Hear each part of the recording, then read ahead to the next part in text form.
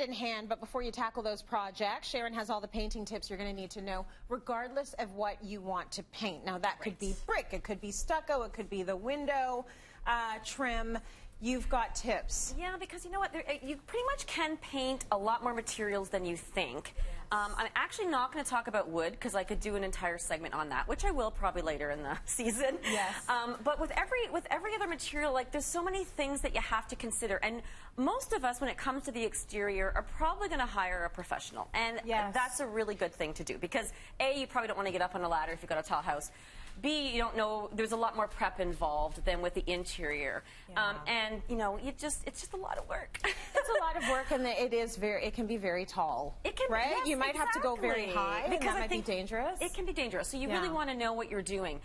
So whether you're hiring someone or you are doing it yourself, it's still important to know about the preparation, because that way when you do hire someone, you know, you can have that confident conversation with them about how much prep they're going to do, because just like I say with the inside, it's really, you know, 80% of the job is the preparation. Prep. So you should hire one of Leanne's friends there to do all the prep for you, and then just come in and do the painting. So we want to think about the weather outside. So you do want it. That's probably your worst enemy when it comes to exterior painting. And I'm going to talk mostly about the porous surfaces first. Brick, stucco. These are pretty common cladding materials around North America. And brick is actually, it's surprising. People are like, we can really paint brick? It's really quite easy to paint. But once you paint it, you're committed. You're not taking it off. So, you know, I think usually if you're painting brick, it's because there's been some damage done. You've done some repair work, so it's a bit messy looking.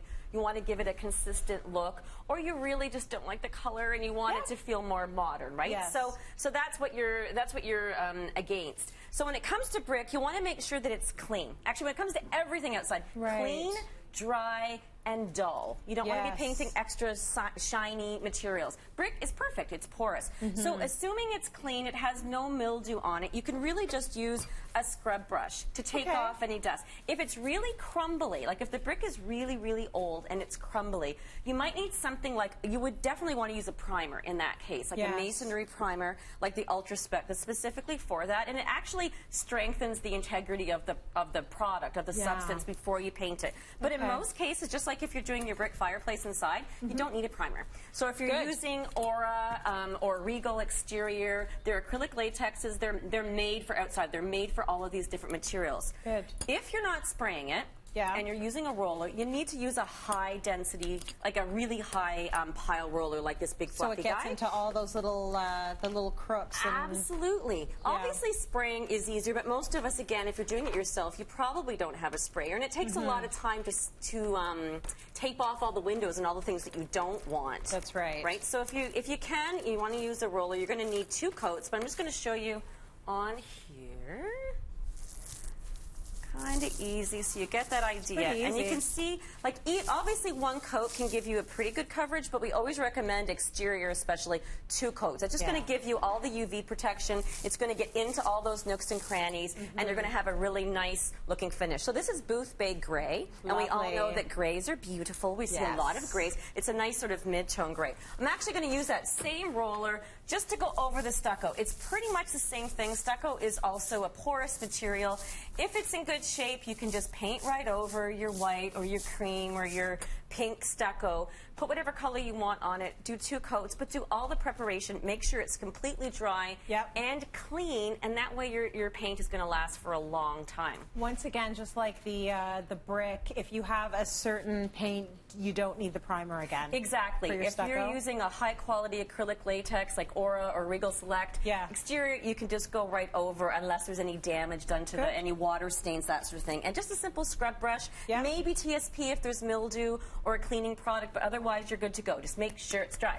Now, windows. This is something that I've had several house projects that we've done on City Line where we've gone from white to black or white to gray. And it's a quick thing that you can do on your house that'll make the house look modern. Yes. And you know what? You don't normally, like if it's a brand new window, you're probably not going to be painting it. But most of the time, it's because it's old. It's dated.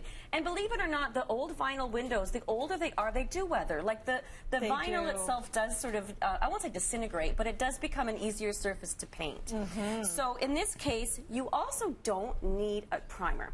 Now talk to your paint retailer about your particular surface. But if it's in good shape, you want to just use a light sanding. So you've cleaned it, of course, use a light sanding. A lot of the painters that I've worked with use like a Scotch-Brite pad, so it's not even an actual sandpaper, and then you sort of just get the surface. That cleans it as well, but that roughens it up a little bit. Yes. So you want the paint to be able to stick to it.